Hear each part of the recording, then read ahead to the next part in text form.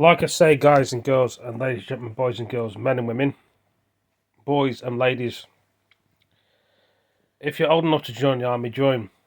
Some of your friends and family will not agree with you joining the army.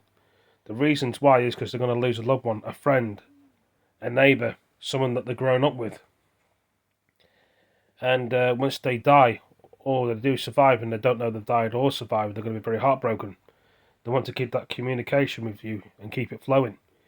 Like I say, it's not everyone's choice to the army. Some people probably don't want to join because they know that full well they're going to die. And some know when they're on that battlefield, they know they're not going to come back home. Others know they're going to survive and come back home, but on each side, you lose one person. You lose a loved one, you lose a friend and a family member, a brother and a sister, auntie or uncle. And you got to make this decision. Do you want to fight for your country and be brave, or do you not want to fight? Or sometimes you may get forced to fight in other countries when you don't have no choice. They'll knock on your door and drag you out and say, if you don't join, we'll put a gun to your head and make you join.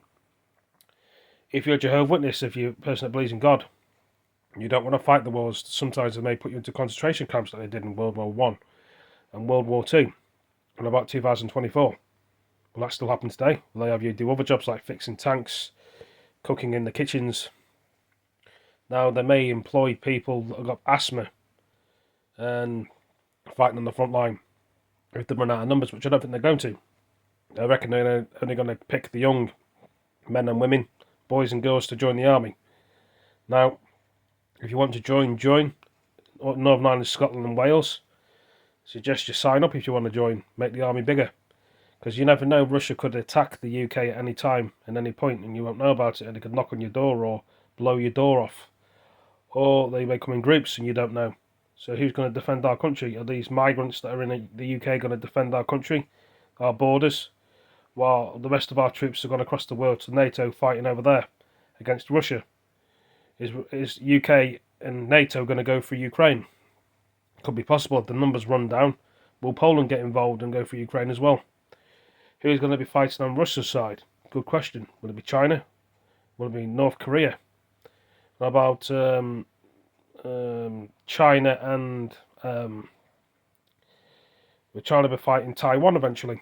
Will Japan help out? Will Australia be helping out as well?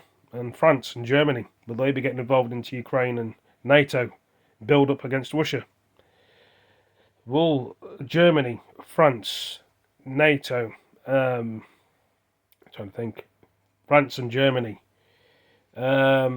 Australia, Ukraine, if they come to our country to help us in a war, will them planes be in the skies of the Americans, the British, Northern Ireland, Scotland and Wales, NATO, Finland, Sweden? Would they come to our run and our aid in our country too to help us? Norway? Would they defend us, or would us British have to defend our country with just the Americans? This is the big question, guys, girls, ladies, and boys, girls. Lots of us are scared. But if a war is coming, we need to get prepared. We can't just sit at home. Some people probably cower away from war and annoy other people. It's happening, and we've got to get used to it. And some people may say it's from the 1940s or World War One, World War Two. It's history reversing itself, or repeating itself. It probably is in some way, but we're moving on in life.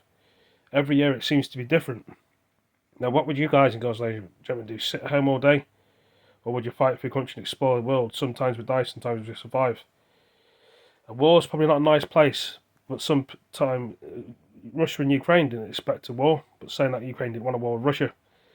But Putin decided to invade Ukraine. And then we had Hamas. Then we had Israel war. What are you going to do? This is the only opportunity. If you want a war, not in a video game or watching a movie, this is real life. And you won't respawn and you will get hurt.